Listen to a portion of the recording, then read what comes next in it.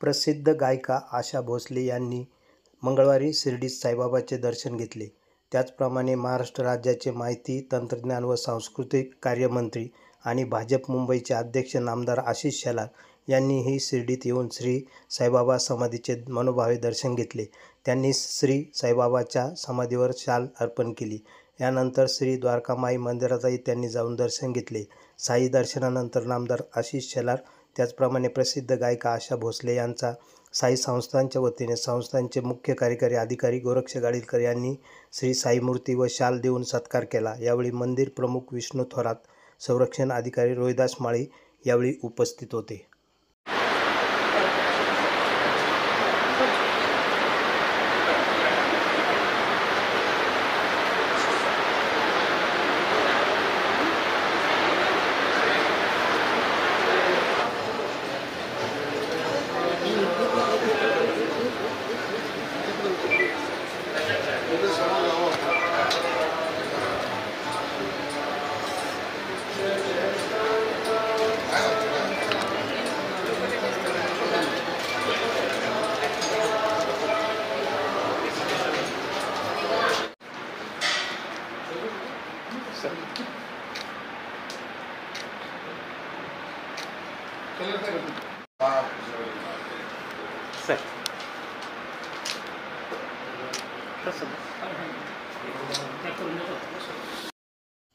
प्रवरा न्यूजसाठी पत्रकार विजय बोडखेसह प्रतिनिधी पत्रकार राजेंद्र गडकरी, शिर्डी.